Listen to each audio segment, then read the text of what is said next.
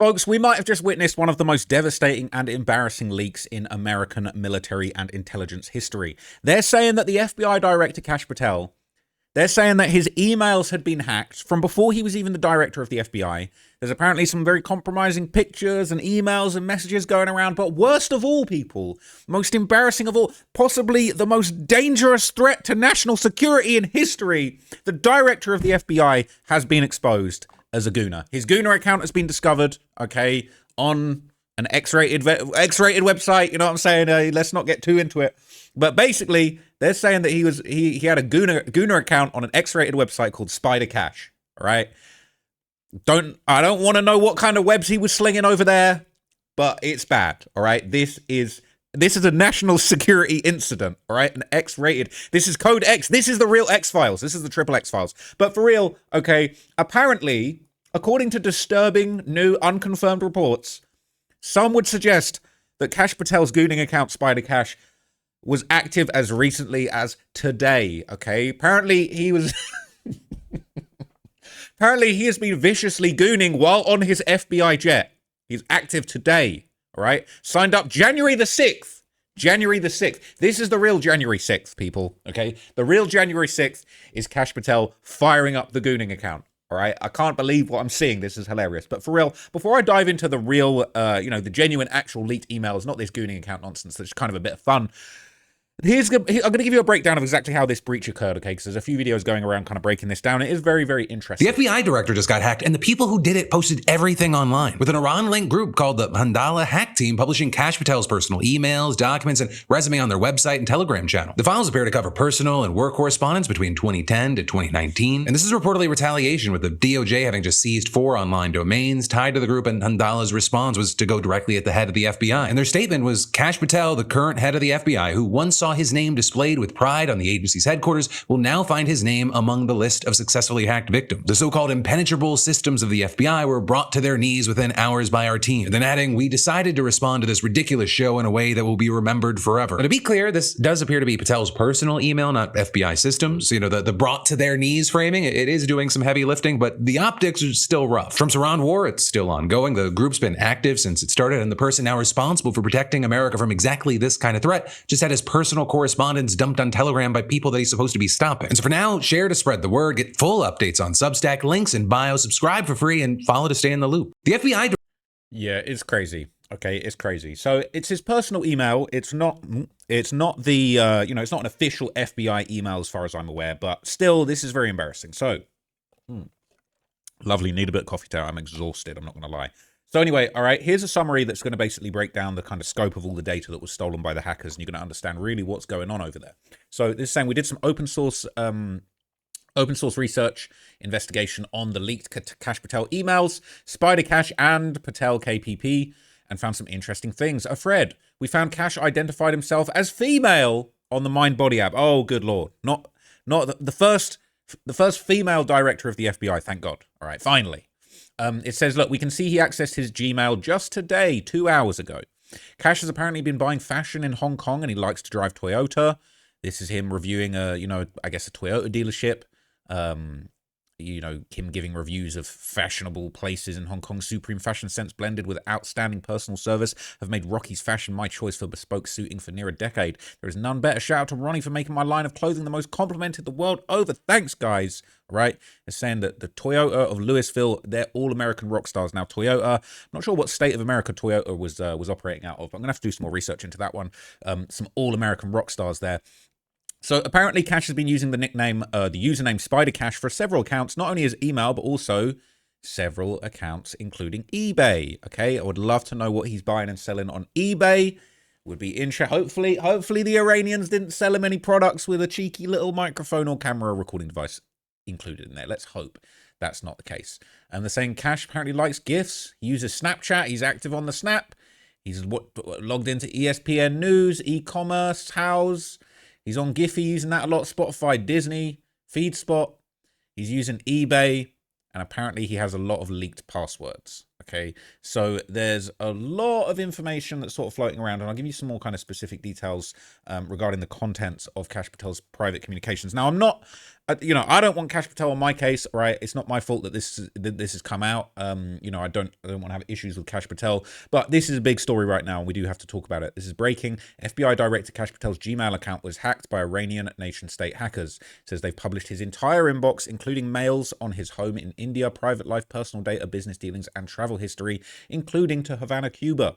Right? He's over there with Hassan and them. So these are pictures of him apparently in Cuba. Now, I'm not going to lie. He looks cool as fuck. I'm not going to lie. He actually looks cool as fuck in some of these pictures. He's in like a graveyard. This is like an old school whip. In Cuba, they be driving the old American cars. You know what I mean? He's riding around drop top down, raindrop, drop top. You know what I'm saying? He's having a lovely Cuban cigar. This actually, I'm not going to lie. This actually has made me like him more. Sorry if that offends anybody that's sort of super anti-government. He's just, you know what I mean? He's smoking a big fat stogie in Cuba. He's actually looking pretty cool. Okay, I'm actually fucking with him. I'm not going to lie to you. Now, I know a lot of people not feeling the stuff that he's been doing lately, but this low key is good PR for him in a way. Maybe not getting your emails hacked, but this is him on the job. You know, he's kind of, getting around the world. He's a funny, cool guy. You know, he's taking a picture. I'm guessing that's rum or whiskey. Pulling a crazy little face. Right, he was at Hemingway Bar in Havana de Cuba. This is where Hemingway used to sit and drink daiquiris. Been to some iconic locations. Interesting cat. Now, I don't think you're supposed to go to Cuba, but it is what it is, right? So apparently this has all been confirmed by Reuters. He apparently has an Indian bank account, a home in Baroda, India. As the director of the FBI, he's got kind of all different kinds of accounts and all that kind of things. He's basically setting up accounts in India, I guess, a non-resident external bank account for non-resident Indians, which makes sense. I mean, why not? If he's a non-resident, he'd be over there, he's got property over there. Like, why can't it? I guess he could have a bank account over there. It says, a Justice Department official confirmed to Reuters that Patel's email had been breached and said the material published online appeared authentic. The FBI didn't immediately respond to a request for comment, but the hackers also did not immediately respond to messages. So basically, we're going to see some more breakdowns from the International Cyber Digest. They confirmed that apparently, the profile from the adult video website is real. All right. People saying, I refuse to believe this is him. It must be someone else. But apparently it is real. He is using that name on several different accounts and apps and things like that. They're saying, is he playing Fortnite? I think the Fortnite is unconfirmed. But this has all just been going absolutely wild on Reddit, and it does make you wonder, what is it the Iranians are trying to do with all this? What's going on?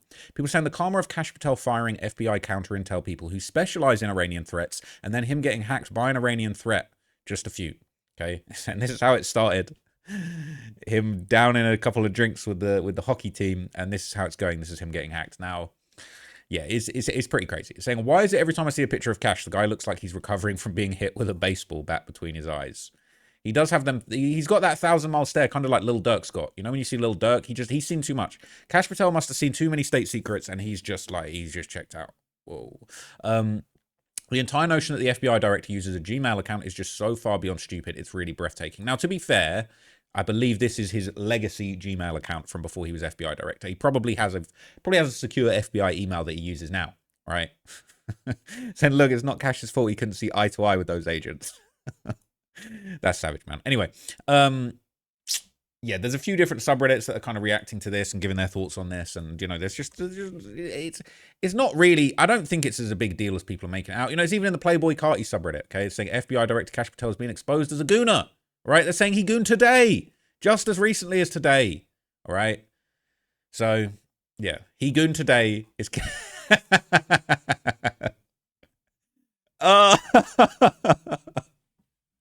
Should I use that for this video? He gooned today, and then this guy. No, Reddit is undefeated. Reddit is too undefeated. He gooned today. Today, people. The idea of being FBI director beating his little carty while going to war, while a war is going on instead of doing his job, is funny to me. They're saying he spied a Kash. To actually make an XV account, you actually have to be a serious level gooner. CNN, the Carty News Network, strikes again, man. So look, All right, let's be serious for a second. This breach kind of comes at a time when Patel was kind of already under the spotlight and the magnifying glass due to him kind of, maybe a lot of people feel like the Epstein files weren't really handled the way they were supposed to be handled. Things played out in a way that wasn't really satisfactory to a lot of people that had been following this case. Is the FBI protecting the greatest pederast, the largest scale pederast in human history? Simple, because of who's on that list. You don't think that Bill Gates is lobbying Congress night and day to prevent the disclosure of that list? And why is it that the Senate, and good for Senator Blackburn to try to get it out, but then Dick Durbin comes over the top and says, no, we're not going to release the names. I don't care about the list itself, but if release the names, right? And I've said it, Dan Bongino said it, we've reviewed all the information and the American public is going to get as much as we can release. He killed himself. Do you think, let's play out the logical conclusion of this. Do you think that myself, Bongino, and others would participate in hiding information about Epstein's grotesque activities? Or do you think we would also participate in not prosecuting people we had evidence to prosecute people on? Where's the videotape of an Epstein Island of X, Y, and Z committing these frauds? Why haven't you given it to us? Do you really think I wouldn't give that to you if it existed? Why is the FBI? No, I don't know. That's a tough one, guys. That's a pretty tough one. So interestingly enough, okay, he's been facing significant controversy surrounding his personal life. And this was a situation that's been covered by YouTuber Too Lazy to Try, because a lot of the people in the comedy world have really been dunking on Kash Patel about the Epstein files and other things. And, he's, as you saw, he was on Joe Rogan. He's been doing the podcast circuit. And unfortunately, that's carried a lot of favor with people that support those podcasts, but it's also put him in the crosshairs of a lot of these kind of, comedians with a vendetta. Kash Patel's a liar. He's a big, fat liar. And he's bad at it. He's terrible at it. And now it's such a lie, it's actually funny. It's like a junkie who's like, no, man, I'm just tired. Like, we know you're on drugs. Speaking of a 7-Eleven, I don't think Kash Patel could solve a robbery at a 7-Eleven without fucking it up. If I had a dispute with DoorDash and Kash Patel was investigating it, would I get the DoorDash credit or would I not? I imagine I would not. The head of the Federal Bureau of Investigation, Kash Patel, would not be able to secure my credit of $11.90. All right, so ever since Kash Patel's disastrous appearance on Joe Rogan's podcast last year, Tim Dillon's been making fun of him constantly. Like almost every podcast now, Tim starts roasting him, and sometimes his girlfriend too, who's a country music singer that's 20 years younger than him, and she's actually currently suing people because they speculated that she might be part of a Mossad honeypot operation and is secretly Kash Patel's handler. Also, Kash gets a lot of criticism because he uses the FBI's private jet to fly around to her concerts. So to address all this controversy, at the end of last year, him and his girlfriend went on a podcast to talk about it and their relationship and how they wish the media would stay out of it. It's hilarious. Like, they just keep complaining about how they want to keep their relationship private while they're doing a media appearance as a couple to talk about their relationship. And this podcast aired during a giant manhunt the FBI was conducting to find the Brown University mass shooter, which wasn't going very well, and Kash was already getting mocked for it because they're having trouble finding the guy. And this video went viral where Kash Patel had his FBI agents just kicking around snow looking for evidence, and it took the FBI a week to find him, and they only found him because of a tip they got from a homeless guy who made a post about it on Reddit. So it wasn't a great look for the FBI, especially because in the middle of the manhunt, this podcast with the director of the FBI and his girlfriend was released, where they're complaining about how the media doesn't understand their relationship, and Kash defends his use of the private jet. So Kash Patel and the FBI are now relying on the homeless to solve the crimes. No. Folks, they're relying on the homeless. The reason the Epstein list isn't out is because the homeless haven't gotten involved. Kash Patel didn't realize that there was a human trafficking ring that Epstein was running because a homeless guy hadn't posted about it on Reddit. The Federal Bureau of Investigation is now depending on the homeless. So basically, the homeless are doing a better job than Kash Patel's FBI. And Kash Patel, by the way, while this is all happening, is on a podcast with his girlfriend. Now, this is funny, right? Because that incident, the Brown University shooting, we talked about on this channel a few days ago. But it wasn't the university shooting. It was the assassination afterwards of a professor that had something to do with space technology.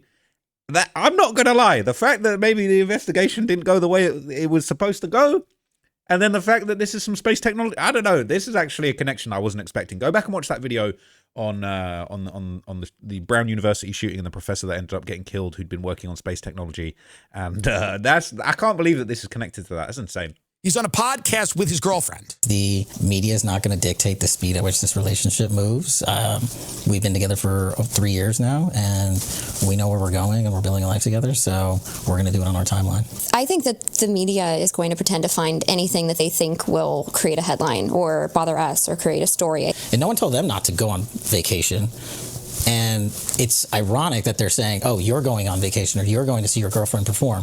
And if I was actually abusing it, I would go see every one of her shows. I think I get to like 15%. And in the past, Kash has said he doesn't think the FBI director should ever use the private jet for leisure activity. He said it's a waste of taxpayer dollars, but now he's going all over the place with it. Like just yesterday, he was getting a ton of criticism because he used it to go to Italy to celebrate with the U.S. hockey team after they won gold. And there's a video of him in the locker room with the team afterwards, and he's jumping around celebrating, and he's like the center of attention for some reason. You would think he just won the game for him. And a player even comes up and puts a gold medal around him. You know, it's like he's a Make-A-Wish kid. So I'm sure Tim Dillon will have a lot to say about that. And I also saw just recently Kash Patel's girlfriend did an interview with Vanity Fair to talk about life as Kash Patel's girlfriend. So she doesn't want people talking about their relationship, but she keeps doing interviews about it and uses it to promote her career. Like in this article, it says she was unknown until she started dating Kash Patel. So she loves the attention. You know, it's like Meghan Markle syndrome. Like she can.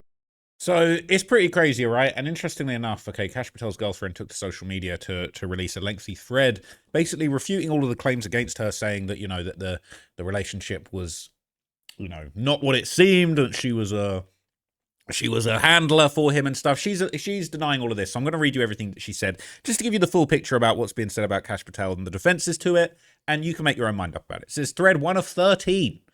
Okay, a foreign-linked influence network has been running coordinated operations against the Trump administration for 22 months. I know it's real because they ran one against me. I was targeted in something I knew was far from organic. This level of media is isolating, unwarranted, and unwanted. There was nobody to help, nobody to jump in and say this is a false OP and help me. Well, I don't believe in problems without solutions, so I spent the last few months learning to build programs to utilize publicly available information to prove this is way bigger than me. This is about creating chaos in the Republican Party. It's about the organized effort to lose Republicans the midterms and subvert President Trump's agenda. I have the data for you to see. I'm not going to lie.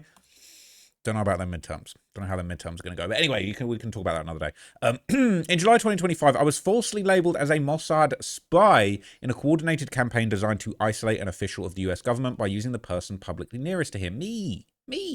Across the full operation, July's events and others dating back to 2024, 6 chapters, 22 months, the data shows 3.1 million retweet engagements, 80% of all activity was pure amplification, 659 accounts retweeted the same post, some retweeted 1 second apart, 15 pairs retweeted within 10 seconds of each other. When content spreads organically, timing is random. People check their feeds at different moments. They don't retweet the same post within seconds of strangers they've never met. 54 retweets in a single hour at peak, 863,568 total retweet engagements in this chapter alone. That's not a conversation, that's a weapon. The last sentence is a little bit ChatGPT to me, but anyway.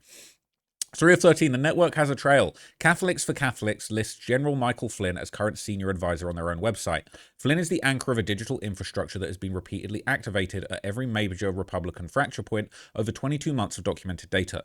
The same accounts appear at every chapter. The network does not rebuild between deployments, it stays ready.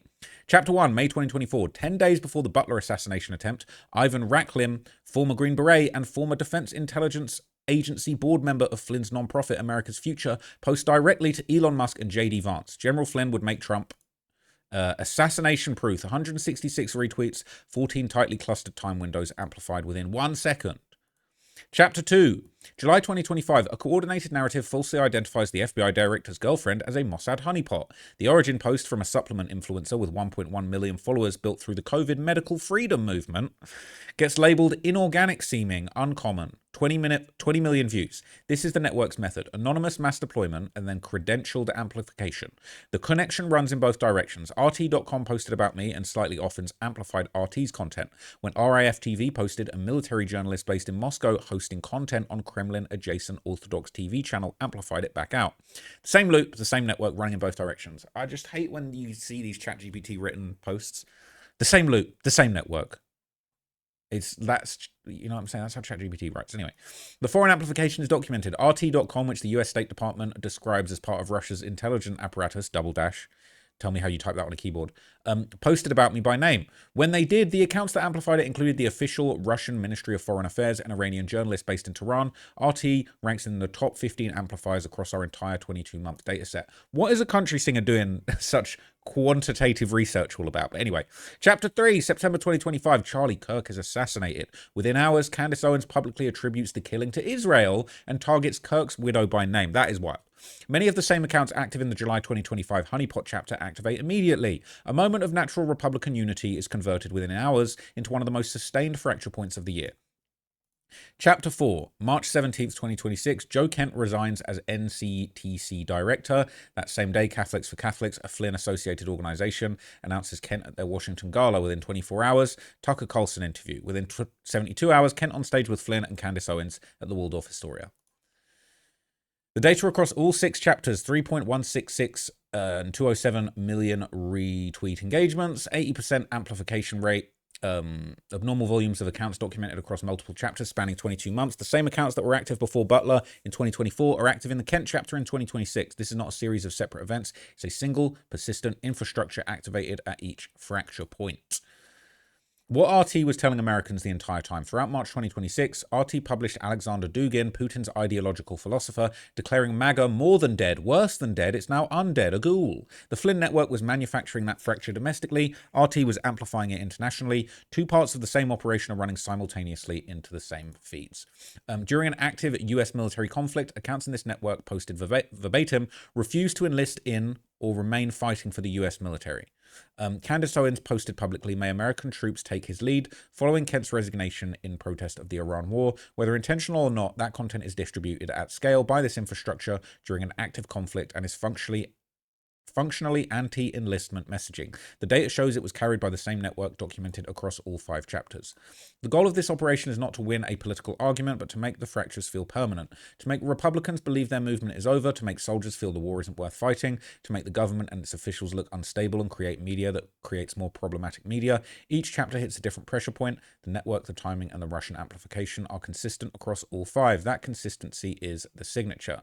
My dataset, every account, every chapter, every documented overlap will be published in full. The methodology used the official X API. Everything here is independently verifiable. This is all I could do to protect myself. Maybe others have more information that will be helpful, but this is what I've learned to do because of this. I believe in the conservative movement. I voted for Trump's agenda, and I refuse to see it fractured for the benefit of our adversaries. This doesn't even scratch the surface of who might be getting paid by whom. This is all matrixed, publicly available information. MAGA doesn't have an approval problem. It has an infiltration problem, and it was never about me. Why is a country singer making these kind of posting quantitative research on X about foreign adversaries? Like, that's really unusual to me. I don't know if Kash Patel got it charged up, but this is insane. Okay, so look, Kash Patel has been exposed as a gooner. There's no shame in that. Okay, look, shout out to all the gooners, man. Okay, shout out to the Federal Bureau of Gooning, the FBG. All right, we're enlisting at all times. But anyway, I do think this is interesting. I think that I'm actually quite scared that Iran might do more things like this. I think there's probably much more salacious stuff that they could expose other than, the director of the FBI having a Gmail account, visiting Cuba, and maybe getting busy on an X-rated website every now and then. But look, I got no beef with Kash Patel. All right, I definitely don't want no beef with the FBI. I'm trying to stay safe out here, okay, folks. So if you guys enjoyed that video, let me know. I will come back and do some more updates on this situation if I hear more. If I don't, I'll talk about some other stuff.